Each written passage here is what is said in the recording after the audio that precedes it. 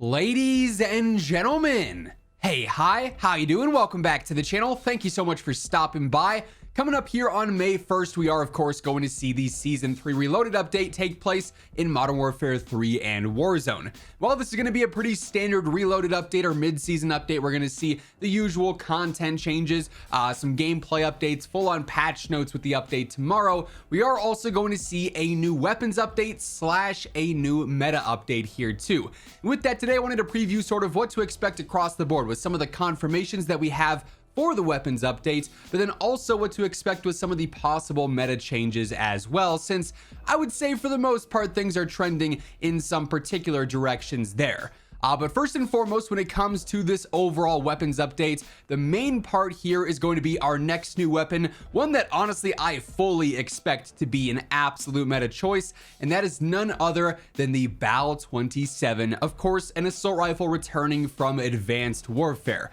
New ARs that we get in season or with seasonal updates throughout the year usually are pretty good. The devs are well aware that the rifle category is one of the more popular ones, so very rarely are they not very competitive out of the gate, and then ultimately, maybe getting buffed later on to be absolute meta, or they'll be broken for a week, maybe 10 days, and then they'll slightly nerf it after enough people have gone through and unlocked it. But the BAL-27 is returning, and this is how they describe it. A bullpup prototype weapon designed to increase fire rate over time while the trigger is squeezed. The first 4 shots are slower to fire but highly accurate. So yes, when this starts shooting, its fire rate's going to increase over time, which is going to be really interesting for the TTK depending on what shots you're landing. So that's going to cause some interesting scenarios for sure.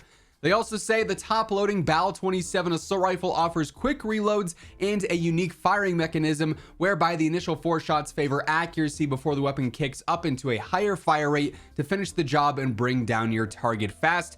Pump the trigger at greater distances to benefit from the improved accuracy of its first 4 shots, or hold down the trigger to spray enemies up close. The BAL-27 introduces the new Sunset Waves, Simpler Times, Electro Torrent, and Sunnyside weapon camos that'll all be available by completing the specific in-game challenges. So this thing's definitely going to have a versatility factor to it. I'm sure we're going to be able to build this out as like a great close range slash sniper support option, pending its close range TTK, of course.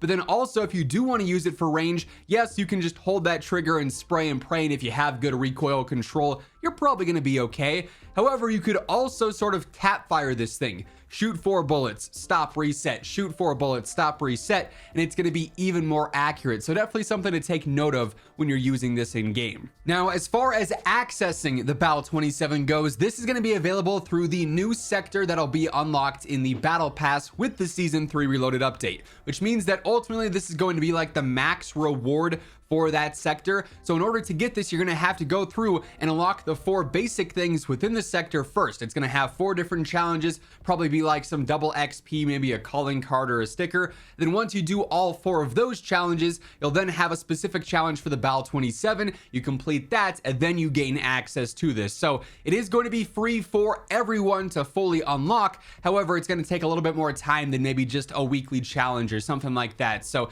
definitely take note of that as well. But personally, I am very much so looking forward to getting my hands on the BAL-27.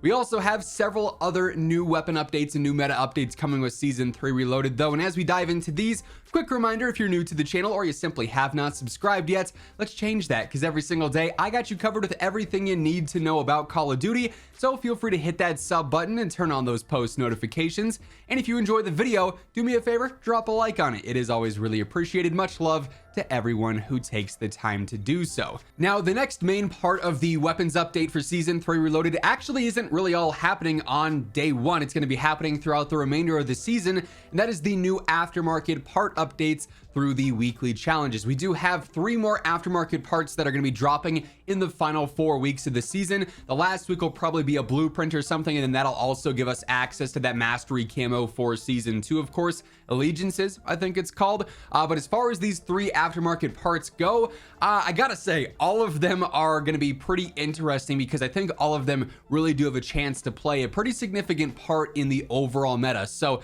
we don't know the exact order that these are going to be dropping, but in the blog revealing these, they detailed the Jack Patriot, which is going to be for the M16 from MW2, and this converts the M16 into a fully automatic rifle with a heavy ported barrel built to provide superior control in firing aim stability.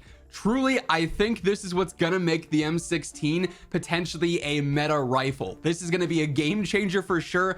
The M16's been obsolete for 2 years. It was useless throughout MW2. It's been useless up until this point really in MW3 and Warzone, but it might finally be good with this fully auto barrel on there. We're also going to see the Jack Wardens, which is for the Lockwood MK2 from MW2, and this gives you basically the Akimbo Model 1887s. It turns the Lockwood MK2 into 2 lever action shotguns. It's going to be just like back in the good old days in MW2 2009.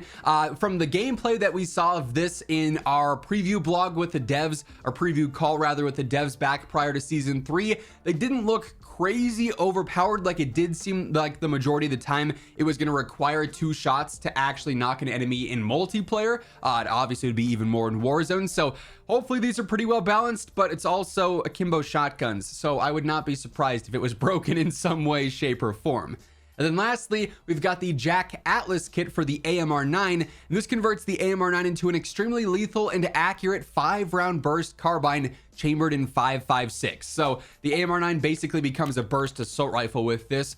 Keep in mind, back at the start of the year, the Warzone meta was kind of run through a few rifles, the DG and then also the FR556, 2 burst rifles. They were incredibly good, so wouldn't be surprised as well if this ends up being good and then slowly gets adjusted over time. For sure, all of these 3 aftermarket parts have a lot of potential, to say the least, so definitely excited to get my hands on those. And again, those will be available through our weekly challenges in the coming weeks. Now, outside of the confirmed weapon updates, there's also going to be a full-on meta update with Season 3 Reloaded as well, and the full details of this will be revealed in the patch notes. And you guys know I'm gonna have you covered with those right as they drop. As soon as the patch notes go live, I'll have a video up on the channel breaking them down. But some of the changes here that we can likely expect are a little bit more predictable than in some recent updates, just because of how the meta has been trending as of late. As far as the close range meta goes, the primary weapons I'm looking at are the HRM9, which obviously is the true #1 SMG. Still so surprising to me that with Season 3 they nerfed the RAM9 and the AMR9, but they didn't nerf the HRM9, which was like the big 3, if you will, and now it's just the big me with the HRM9. It's clearly the best sub. It's got to get nerfed, and if it does, that SMG meta is going to be so competitive. But then also right alongside that, our new BP50 amp, the conversion kit for that turns it into an SMG, probably should see some adjustments as well, just because it's got the TTK that's basically right there with the HRMs. So if the HRM gets nerfed, then everyone's just gonna flip over to the BP50 conversion kit, and there'll still be 0 variety there. So if those 2 get nerfed simultaneously, we're gonna have an extremely fun close range meta that's gonna have a lot of potential options as that #1. Long range meta honestly has been pretty healthy as of late. LMGs still kind of run it. I mean, things like the Bruin, the DG58 LSW, the Holger 26 are all feeling pretty solid still. Potentially we could see some nerfs to those to balance things out, maybe give rifles a bit more of a chance. However, things like the BP50 rifle version, the SVA, the MTZ 556, the Holger 556, they've been up there for range for some time now. Really, for long range, the only true standout in my opinion is that SOA Subverter. That thing's TTK is pretty much better than everything else in the game, so wouldn't really be too surprised if we saw some updates for that, just to balance it out a little bit and hone in that TTK to be a bit more competitive with some of the other choices. We also have some of the standard things here with a meta update that we've talked about a lot throughout the year so far, with some of the things that the devs have expressed they want to continue to update basically every half season. So with this, potential sniping changes, opening up that sniper meta even more outside of just the Cat, the Stalker, and also the Moors. Having more potential one-shot snipe options would obviously be very healthy for that. And then just in general, more MW2 weapon changes. Season 3 saw a lot of updates with this, including some aiming updates, which was really important for the overall meta balance there. They did say they wanted to continue to do more aiming updates with idle sway and visual noise and visual recoil and stuff there, just to make the MW2 guns easier to use and more in line with MW3 ones. So we could see more of that. Then also just MW2 attachments and weapon stats. A lot of them are still really underwhelming. A lot of the attachments end up doing more harm than good. So there's certainly a lot of potential there for a lot of changes too. But like I said, the full patch notes and all the confirmed details for the weapon updates and meta updates there will be live tomorrow, and we'll have a video covering that alongside everything else changing with Season 3 Reloaded. Then everything you need to know post update with the top 10 best weapons, the new metas, everything going on there. I'll have you guys covered in the next few days, so stay tuned for that alongside everything else going on in COD by hitting that subscribe button. And if you enjoyed the video, do me a favor and drop a like on it. But that is going to wrap things up for today. Once again, thank you so much for tuning in, and until next time, take it easy, have an awesome rest of your day, and I'll catch you later. Peace out.